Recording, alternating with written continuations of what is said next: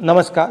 आज मैं एक बहुत जरूरी मुद्दे पे आपसे बात करना चाहता हूं। ये हर देशवासी के लिए जरूरी है, मगर पिछड़ा वर्ग, दलित, आदिवासी महिलाओं के लिए यह सबसे जरूरी मुद्दा है। ये आपके भागीदारी के बारे में है। 2023 में पूरे देश ने, सब पार्टियों ने महिला आरक्षण बिल को पूरा समर्थन दिया था। कांग्रेस पार्टी सबसे आगे थी। सालों के लिए हम महिला बिल पास करना चाह रहे थे। अंत में 2023 में हुआ। भारतीय राष्ट्रीय कांग्रेस की तरफ मैं नारी शक्ति बंधन अधिनियम 2023 के समर्थन में खड़ी हुई।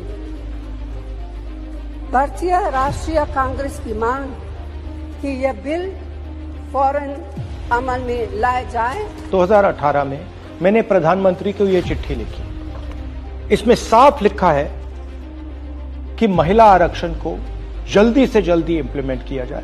यहां मैंने कहा है कि 2019 में महिला आरक्षण इंप्लीमेंट हो जाना चाहिए। उसके बाद 2023 में मैंने भाषण दिया, पार्लियामेंट हाउस में भाषण दिया, अनेक भाषण दिए, जिसमें मैंने कहा कि महिला आरक्षण देश के लिए जरूरी है और जल्दी से जल्दी इंप्लीमेंट हो जाना चाहिए। In my view, it is quite simple. This bill can be implemented today by giving 33% of the seats in the Lok Sabha and the Vidhan Sabha to India's women.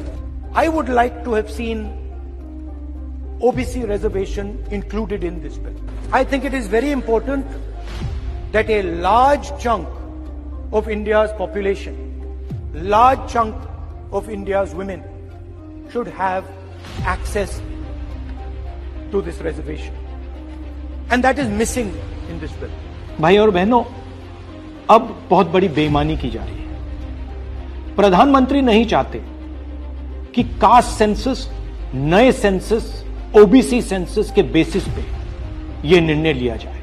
वो चाहते हैं कि 2011 का सेंसस यूज किया जाए, जहां पे पिछड़े वर्ग का नंबर है ही नहीं। वो आपकी जो भागीदारी है उसको आपसे छीनना चाहते हैं। हमारा कहना है नया सेंसस चालू हो गया है, आप कह रहे हो कि ओबीसी सेंसस आप कर रहे हो, तो उस सेंसस का प्रयोग करके आप महिला बिल क्यों नहीं पास कर रहे हो? हमारा जो विजन है एक बिल्कुल नया डेवलपमेंट का, विकास का पैराडाइम हम कास्ट सेंसस के माध्यम से लाना चाहते हैं। हम सेंट्रल सवाल पूछ रहे हैं कि चाहे ओबीसीज हों, दलित्स हों, आदिवासी हों, उनकी देश में कितनी भागीदारी है। नरेंद्र मोदी, आरएसएस और बीजेपी घबरा गए हैं क्योंकि कास्ट सेंसस का डेटा आना शुरू हो गया है और उनको मालूम पड़ रहा है कि पिछड़ों की देश में सचमुच कितनी आबादी है। वो नहीं चाहते कि आपको अपनी सच्ची आबादी के बेसिस पर भागीदारी मिले। ये सिर्फ पिछड़े वर्ग के खिलाफ नहीं है, ये एंटी नेशनल एक्टिविटी की जा रही है, क्योंकि पिछड़ा वर्ग 50% है, उसको भागीदारी मिलनी चाहिए और प्रधानमंत्री आपकी भागीदारी आपसे छीन रहे हैं और आपको झूठ बोलने की कोशिश कर रहे हैं। इनका जो प्रपोजल है इसमें एक और बहुत खतरनाक चीज हो रही है। The government has unveiled a sweeping delimitation bill 2026 proposing a massive expansion of India's parliamentary representation. The strength of the Lok Sabha is set to jump from 545 to a staggering 850 seats. सच्चाई ये है कि अगर जो मोदी जी चाहते हैं हो जाए, तो जो छोटे स्टेट्स हैं, साउथ के स्टेट्स हैं और नॉर्थ ईस्ट के स्टेट्स हैं, उनका रिप्रेजेंटेशन कम हो जाए, उनको भयंकर नुकसान होने वाला है और मैं इसको एंटी नेशनल एक्टिविटी मानता हूं। हमारा जो स्टैंड है वो बिल्कुल क्लियर है।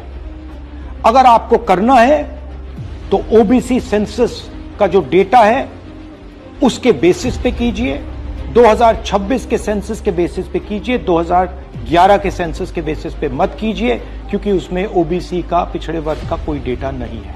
और अगर आप सचमुच में वुमेन्स बिल इंप्लीमेंट करना चाहते हो तो आपके पास वुमेन्स बिल पड़ा हुआ है, उसको आप इंप्लीमेंट कीजिए, हम आपको पूरा समर्थन देंगे। मगर पिछड़े वर्ग, सदर्न स्टेट्स, छोटे स्टेट्स के खिलाफ हम आपको काम नहीं करने देंगे। मोदी जी, मैं समझता हूं कि आप देश को मैसेज देना चाहते हो कि आप प्रो वुमेन हो। मैं जानता हूं कि आप एप्स्टीन फाइल से घबराए हुए हो। 35 लाख फाइलें यूएस में बंद पड़ी हैं, चाबी ट्रंप जी के हाथ में है और आप उससे डरे हो। मगर यह तरीका नहीं। आप चाहते हो कि आपके मुताबिक सीटें बढ़ें, आपके मुताबिक डिलिमिटेशन हो और पिछड़े वर्ग को कुछ ना मिले। हम ये नहीं होने देंगे। पुराना डेटा नहीं चलेगा। 2026 कास्ट सेंसस का डेटा ही चलेगा। हम आपको पिछड़े वर्ग से चोरी नहीं करने देंगे। हिस्सा चोरी बंद करो। पिछड़ा वर्ग, दलित, आदिवासियों को उनका हक दो।